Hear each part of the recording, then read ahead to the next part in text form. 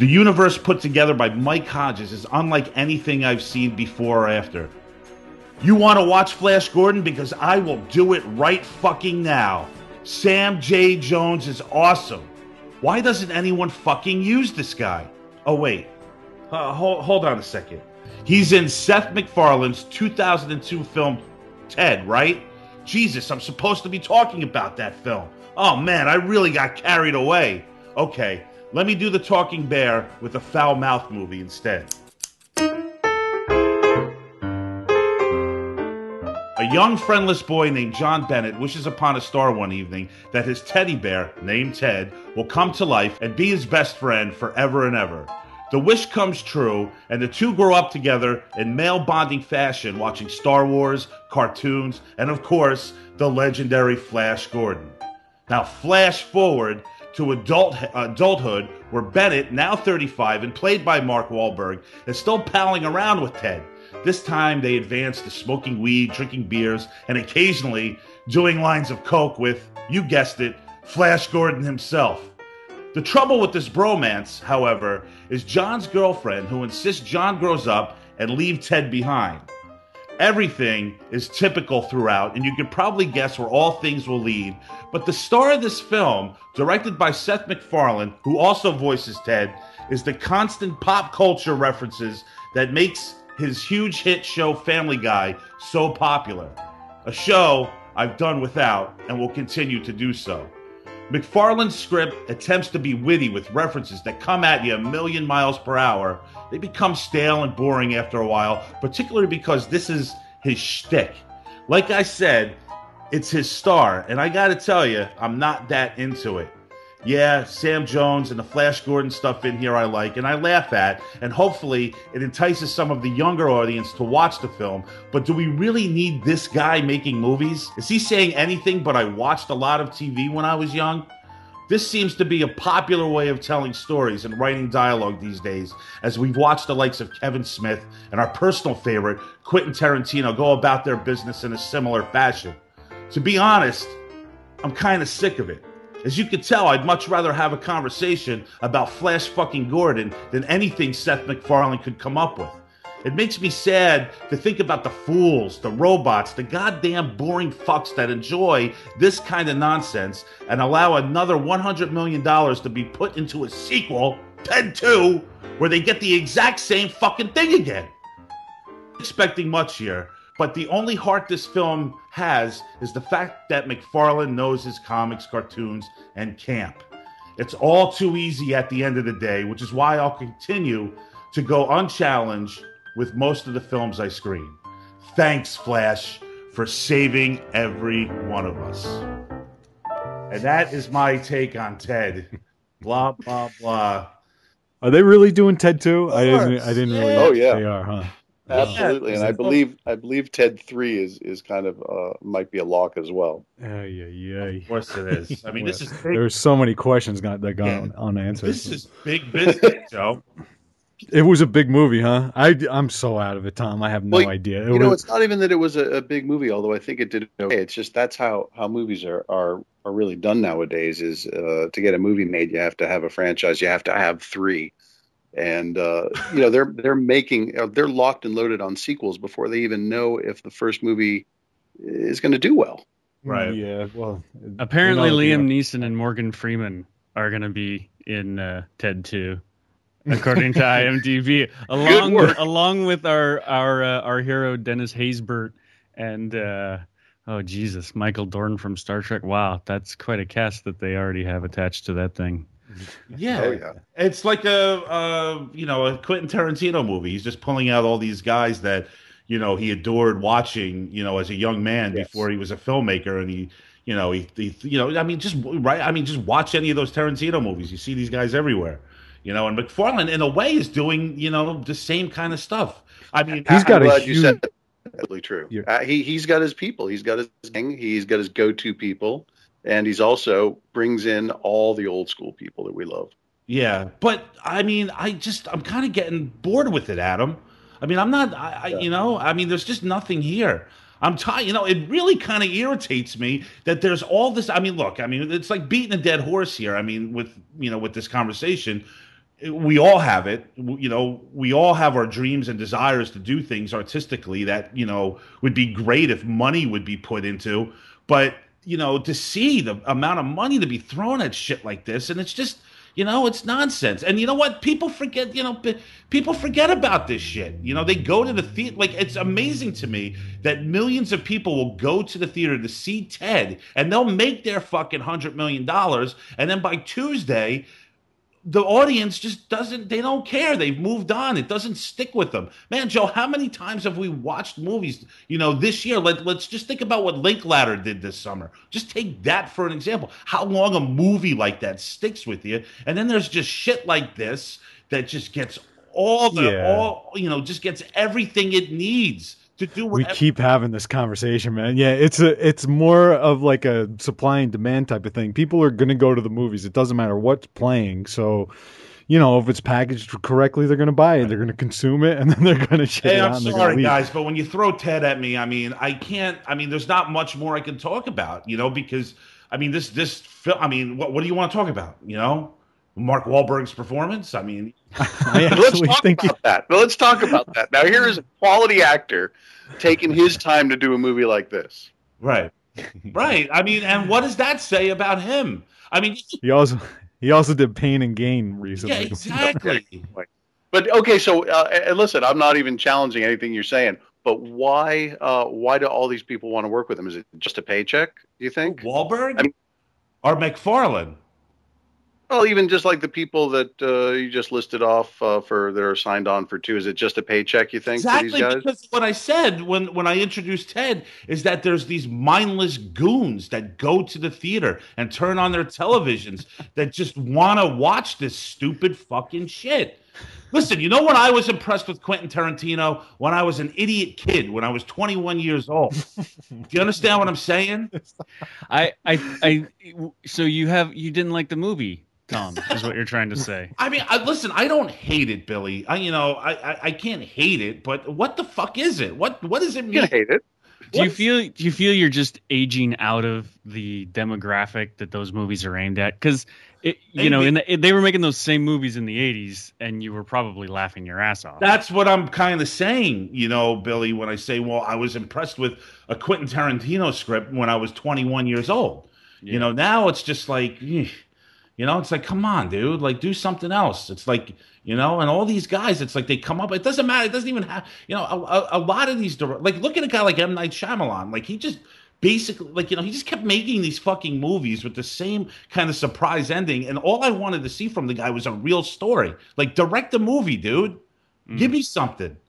And I don't want to sit there and listen to some fucking wise ass that, thinks he knows everything because he could tell you that Lawrence Hilton Jacobs, was on fucking Welcome Back, Kotter. Yeah, I don't give a fuck. I know that. Yeah, I was gonna say that's the case of the pot calling the kettle. Yeah, but I don't walk around bragging about that, or like I don't put it into my everyday dialogue to impress fucking people. Hey, you know what? I used to when I was a younger guy. So you're getting frustrated and impatient with pop culture as identity. I'm just kind of vibe, right? That's and I'm getting bitter. And it's well, you're getting older. You're growing out of it. Like I'm just trying to hone in on what the main problem is with what you're having. Is it because it's so I'm sweating right now? I'm pulling my hair, Joe. Is it because it's so pop reference laden? Is that the main beef that you got with? Yeah, because is that art, Joe? Is that something that is entertaining? Well, it was art when Andy Warhol did. It was art. It was arguably art in 1958 or 62 when Andy Warhol was doing it. That was 50 years ago or whatever, And it's become, pop culture has become the thing. It's like has become the experience upon which art is commenting, and it's just over and over and over again. And it just my issue with it is that it just tends to become empty. You know what I mean? It's not an actual experience.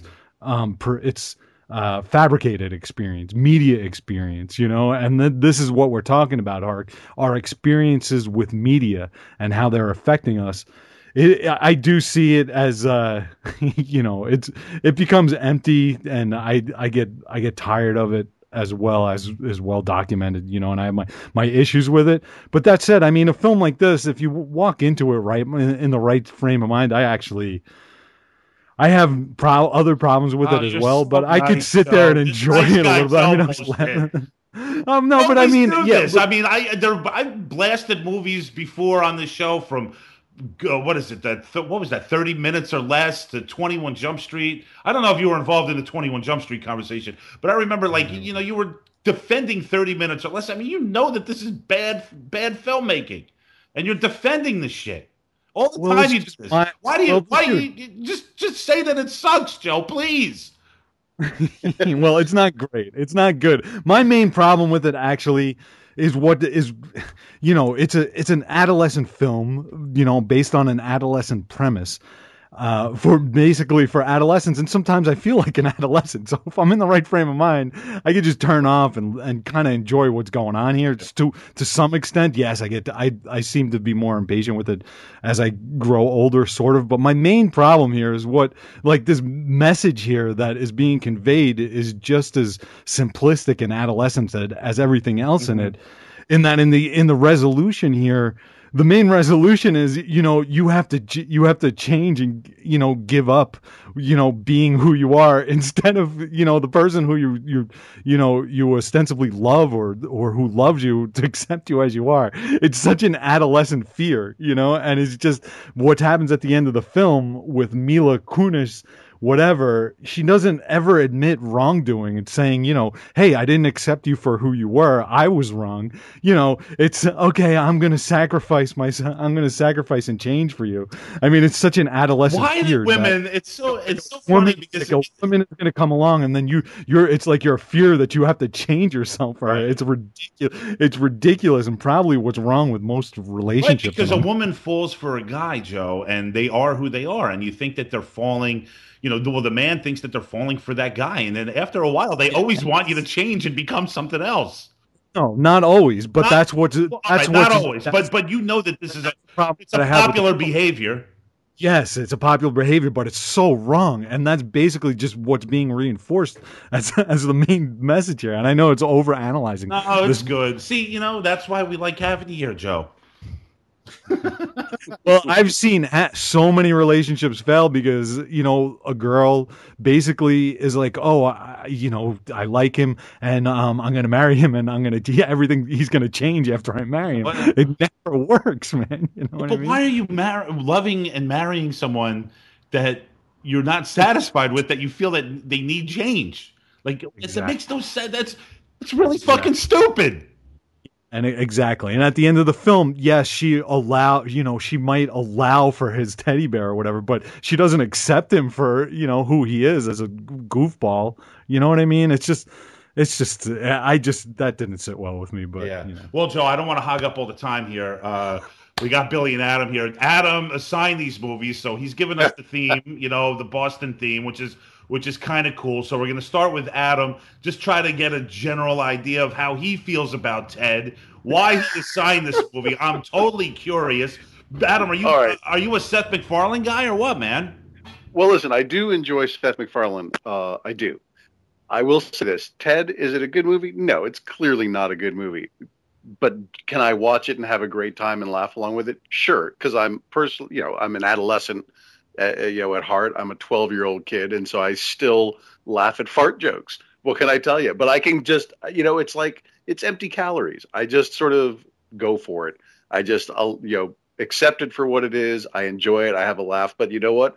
Am I going to appreciate a Terrence Malick film? The other two films that I've picked for this discussion, those are films. That's movie making. This is just silliness. But I accept it for what it is. I completely recognize everything you're saying about it, and I can't disagree. It's not a good movie by any stretch of the imagination. It's just silliness. But had I known you didn't like Seth MacFarlane, I might have given you Fever Pitch instead. Well, that's the Farrelly brothers. So, I mean, it's so funny too, Joe, because he mentions Fever Pitch, And, it's not the silliness I have a problem with, because I love the Farrelly brothers, but the Farrelly brothers aren't wasting my time showing me how much television and comic books, See, that's what I was trying to get at. Like, it sounds like you're just really annoyed and just fed up with this pop culture reference. I think that's where I'm going with it, because I see it a lot, and I see, listen, there's like a group, an entourage of like younger men they're funny guys. Like, I'm talking about the Paul Rudds and the Seth Rogans and Jonah Hill and those dudes, and I catch them doing it too, man. Sometimes during their when they get silly, they really start to do that, and I get really turned off by it, because honestly, I find them funny. I think they're all funny guys. I think they're extremely talented, but Joe, you're right. I'm just tired of the pop culture references. Billy, man, why don't you get in on this? Do you hear what I'm saying? Can you get on board with what I'm saying, or you think I'm going a little bit too far here? And what's your feeling about McFarlane and Ted? I agree with everything you guys said. Thank you, Billy. Let's move on. Like the smartest guy on the show. That's all he's going to say. You know what I can compare it to, Tom? I can compare it to watching a crap, C-level horror film. It's like, this is just crap, and the effects are bad, and the acting is terrible, and no one is making choices that anyone really make in that situation. Still, at some weird visceral level, there's still something fun and exciting and goofy and just enjoyable about the experience. So I tend to agree with that. Yeah, I agree with you, Adam, in a lot of ways. I mean, I kind of compare it to food. You're going to eat healthy. You're going to eat good foods a lot of times. Sometimes you're going to go out to eat fine food at restaurants, works of art on a plate or whatever. Mm-hmm. And sometimes you're going to go to friggin' White Castle at 3 a.m. and, just make a pig out of yourself and feel like shit for a while afterwards. You know what I mean? Right. Mm-hmm. And there's a certain sort of perverse enjoyment in that as well. And I do. There are scenes in this film that are really friggin' funny. I agree with you, Joe. I totally agree with you. I hear you. I laughed a few times, but again, you know what my problem is here, and I can't get over it. Well, you know what, Billy? Wait. I've met Sam Jones, and I've met Henry Silva. Oh wow! You're a Flash Gordon fan. Oh, I love. I mean, I've broke bread with both of those men, with Flash and Ming. Well, are you a fan of the film, Adam? Yeah, I haven't seen it in so long. I wasn't. I gotta ask Billy that. Billy, what's your feeling about the Flash Gordon film? It was too little, too late. If I had seen it, when I was a little kid, it would have been amazing. But I'd already seen the whole Star Wars trilogy, and I was in my mid-teens by the time I got to Flash Gordon. So. Really? Yeah. But I mean, it's. I suppose it's goofy fun if you're the right age. But it is goofy fun. But like, there's something about it that just it's so different and odd looking and campy that I don't know. I kind of really dig it. I don't know what it is about it, man. I elevate it. I put it up there for some reason. And everyone has these when I was a kid, I used to watch really old. It was like the movies they put on a Saturday or Sunday afternoon on your local television station, and it was all these claymation 1960s dinosaur movies and stuff like that, right? Mm-hmm. And that still holds a pretty magical place, in your head when you go back and see the bad special effects and everything. So I think in a lot of ways, like the nostalgia age, where the pop culture age and all that, you go back and you look at that, and so much of that defines your identity, not because it's bad or you've made bad choices, but because that's literally all kids have culturally to we're not all from the neighborhood anymore. Our references aren't our language or our ethnicity. Our references are television and movies. Yeah. So I get why it holds a special place in people's heads, and it a lot of that stuff does for me. But I can only take so much of it, especially with McFarlane.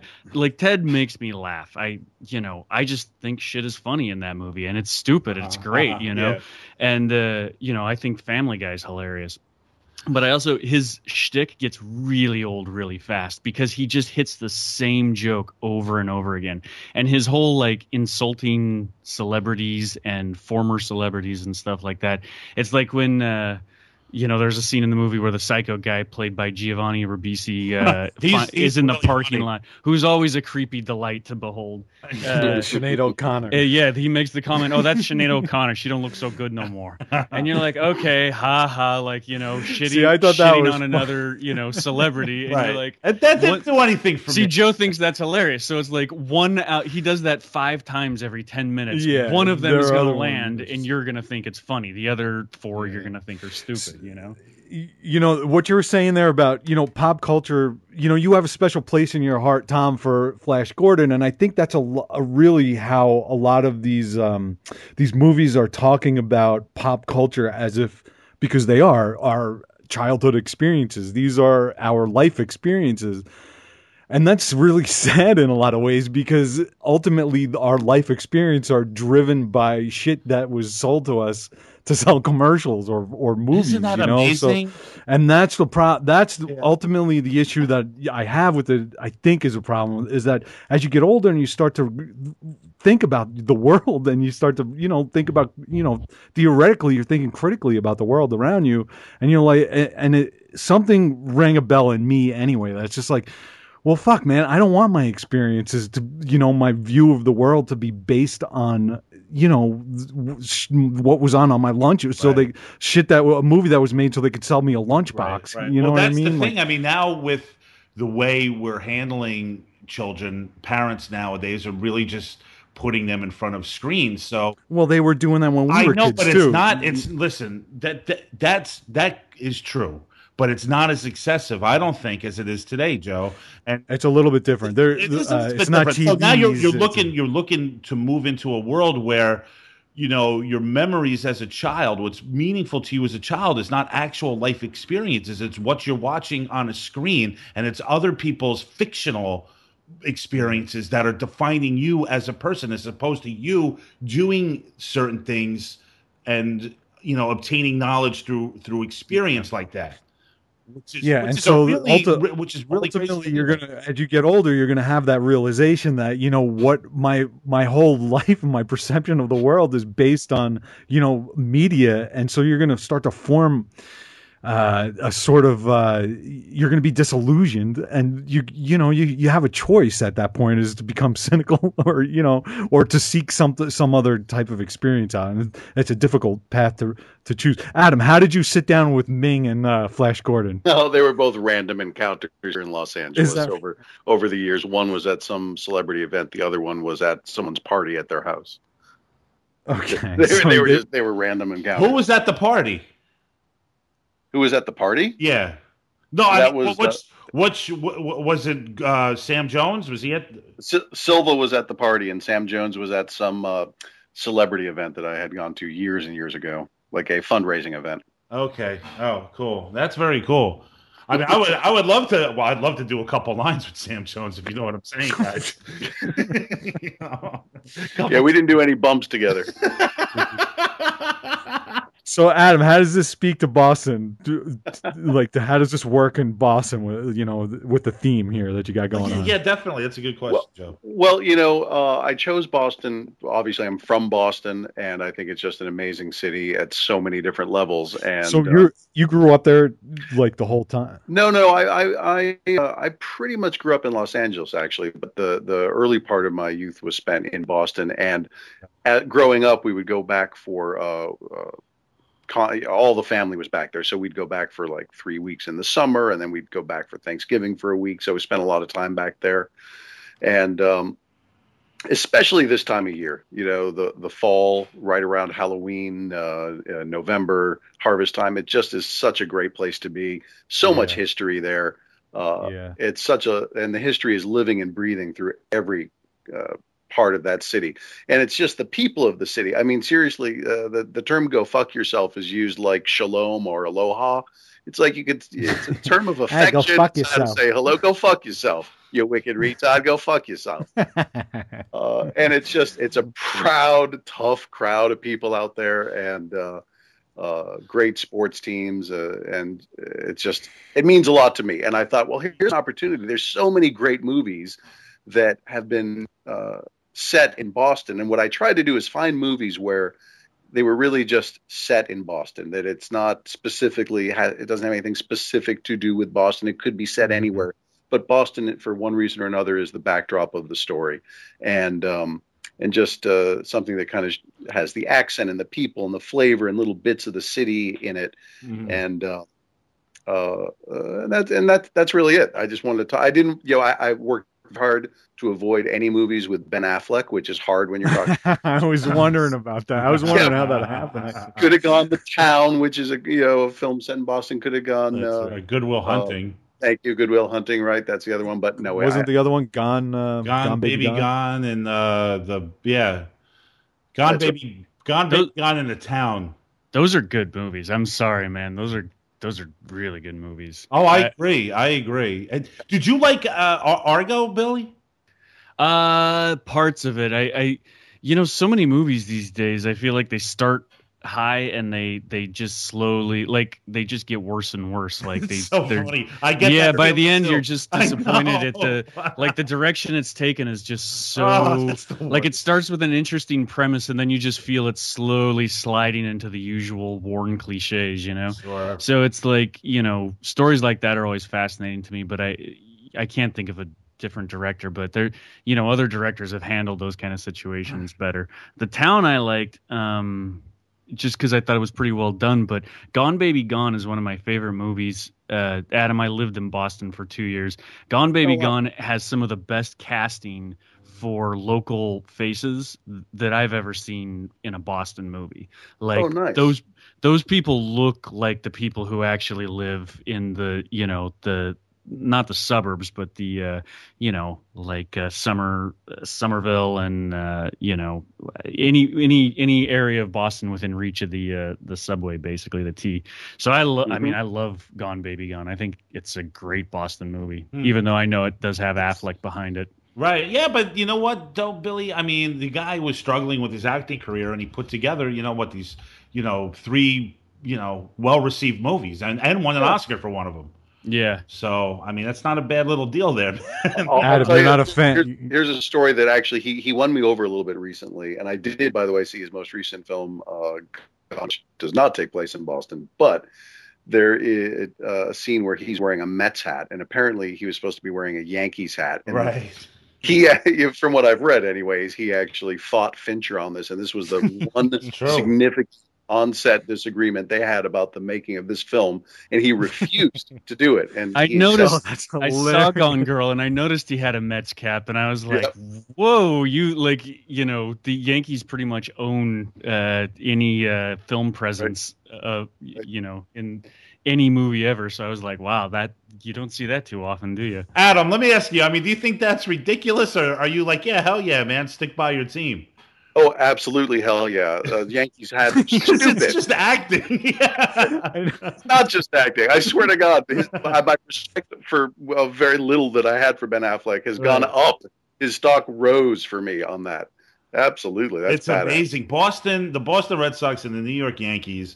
I mean, Joe, you're a Yankee fan, Yeah. Well, I will say, man, I've been to Boston a few times, and whenever I'm up there for work, are you still? Are you allowed to go back to Boston now? I don't know. I haven't tried. They check his ID at the end. It must be difficult to even book a flight at this point, Joe.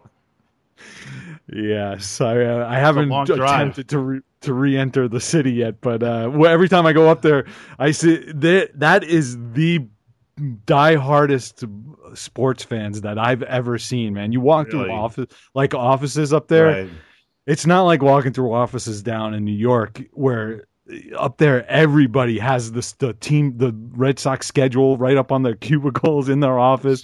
They have pictures of themselves at Fenway Park. I mean, it is just all pervasive, man. It is really, it's hardcore. And I remember, Billy, when we shot your short film up there, Vile or whatever, that one kid that you had as the intern, like he was like, I'd love to go down. Wasn't he saying I would like to go to let everyone know that he would never go to New York because he didn't want to be around Yankees fans. because he thought he would get beat up. Yeah. He thought he'd get beat up. Yeah. That's how warped his perception was. He thinks that if he opened his mouth in New York, everyone would beat him up because he's from Boston. There's no sadder experience I've ever had than being on the tee after the Sox lost a game and an entire train full of people just like in a funeral dirge. It was the most extraordinary thing. Yeah. They take it to heart. They really do. Tom, that is the biggest sports city I've ever been to by far. Adam, you backing this statement up? Oh, 100%. And Red Sox Nation is strong. I pilgrimage back to Fenway every couple of years for some games, but I catch the Red Sox every time when they come out to play the Angels out here in LA. And I'd say there's a good of the 50,000 people that are at any one of those games, 25,000, about 50% Red Sox fans. Yeah. I mean, half of a baseball stadium in LA is filled with, diehard card-carrying, shirt-wearing Red Sox fans. Well, Adam, are there... Billy, we just turned this I worked into with a guy... Sorry, Tom. I worked with a guy in Irvine, Orange County, California, from Connecticut. He could not stand the sight of another human being wearing a Yankees cap. He would leave the room. Awesome. That's great. It's true. My wife can attest to the fact that, how many times I mutter under my breath, "Stupid hat," anytime I see anyone in a Yankees hat. You know what's so funny is that Yankees fans, they've already been qualified. The 28 or 20, what is it, 27, 28 World Championships that New York has won. Yeah. Like, they don't need to be as exactly. What would the word be? As bitter and bitter as Boston, and as territorial. They're calm and confident, knowing that the next World Championship is going to be on the way. While you guys up in Boston, you fuckers are all angry, that's right, pent up. Hey, Joe, that's why we're pissed off. Yeah, Boston Red Sox though three World Series championships in the last 10 years.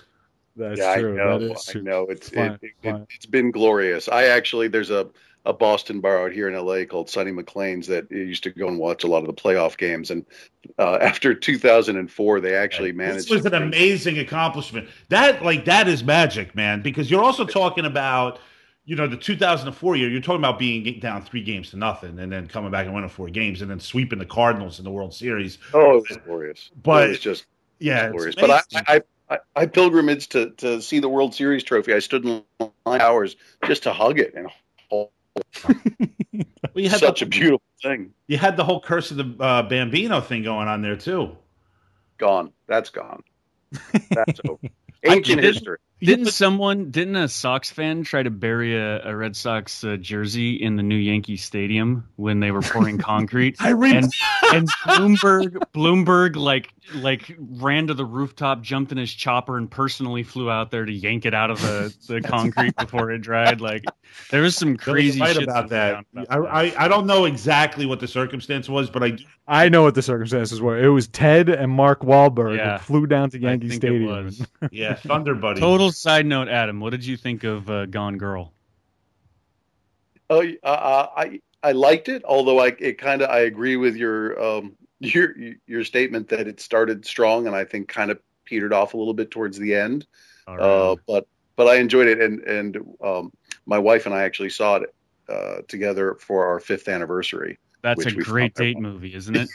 It was great. It was, it's a good David Fincher movie. Yes, take your date to go see any David Fincher movie. I think it's a really fun movie. I would never watch my girlfriend with it. In fact, I told her I'm going to see this movie. No, you're not invited, because the last David Fincher movie you saw, you didn't talk to me for 3 days afterwards. So, well, which one was that, Billy? That was the Facebook movie. I took her to see that. I like that. It's a great movie, and we walked out of it. And I always love, no matter how fucked up a movie is or disturbing, I like to talk about it. And she didn't say a word.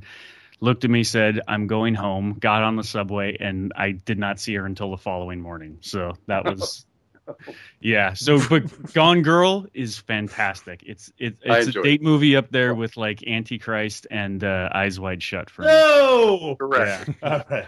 All right, guys. Thanks a lot for talking about Ted and Seth MacFarlane.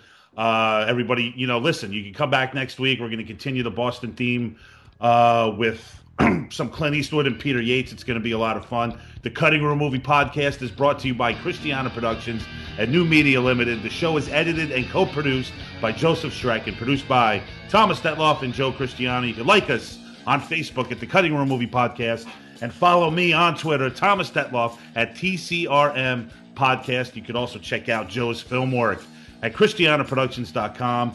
Check out Max Cook's new blog at MaxCookUncorked.com. You missing Max this episode here, Tom, or what? Big time, man. Tom would have had your back, Tom. Max would have had your back the whole time on the McFarlane shit. There's no flow tonight. Really. How are you feeling after last episode? Real briefly, can you give the last episode that everybody heard? Yeah, the hard Fisher thing. I mean, can you just give a quick assessment of how you're feeling after?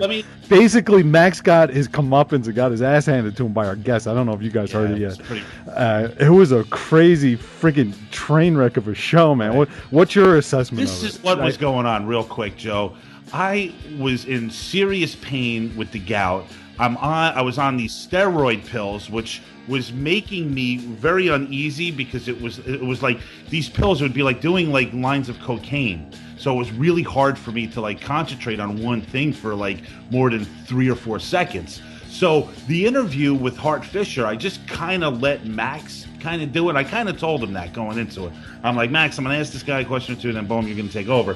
And I was just extremely surprised at the fighting. That went on after that, Joe. It's very hard to be, you do this show, you don't want to be a referee. I mean, you want people to disagree, you know what I'm saying? And, have different views and stuff, and that's all well and good, but these guys were going at each other's throats. Well, that guy was insane, man. I mean, he was shot out of a friggin' cannon, and it was very odd to hear Max, who's usually on the offensive and, this and that. That guy just tearing at Max. Well, let me ask you, Joe. I will. Go ahead. Do you think that Hart Fisher got the better of Max Cook? I haven't listened to it. Well, I will say that Hart Fisher retaliated so vehemently and so forcefully because I think Max hit, and Max is such a smart dude, man. He's such a passive aggressive little fuck because he always says, "I'm not smart this, I'm not smart that," but within 5 minutes, he basically summed that dude up with the one word, and he said, "Hart, are you a narcissist?" And then all of a sudden, that guy just since then, I've been fascinated with doing like research on narcissism and all this stuff. And so, like, one thing, man, is that if you ever looking at yourself in the mirror. That too. If you ever call out a narcissist or someone who has that personality disorder, like, it just fucking freaks them out, and they go, "Yeah, there's all sorts of stuff." It was really interesting listening to that episode and doing that research. But Max, dude, he called it within 3 minutes, and to his credit, man, he just said that, and that set the fucking alarms off on that guy, and to that guy's credit, he called Max out right off the bat. He said, "You're an anal retentive, passive aggressive little fucker." like they both really just sized each other's psychological profile. He also said that there was no doubt, and this is before he even knew any of us. He said this within like 10 minutes, Joe, that he goes, "You're the bull of the show. You're the bully, aren't you?" It was a wild show, man. So I just suspected that you're happy that we're having a really nice, calm conversation here about films tonight. I have a huge this episode. But I do look forward to Max coming back, Joe. On that note, Max did just text me to see if we had started talking about pussy yet. Check out Max Cook's new blog at MaxCookUncorked.com, and also check out Max and Adam's Bowler Hat Productions and their Mimosa podcast show at MaxCookandTheCounselor.com. Dave Pace is now a contributing writer at Rue Morgue magazine.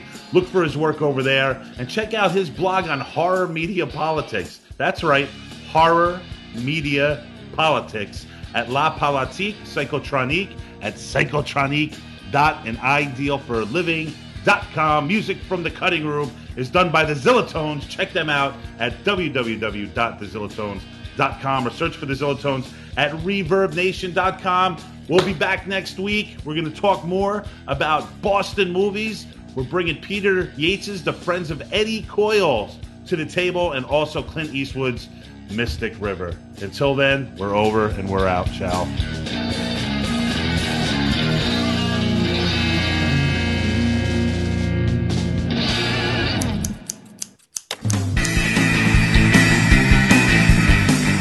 Tune in next time to satisfy more of your strange desires. The Cutting Room Movie Podcast. We do chicken right.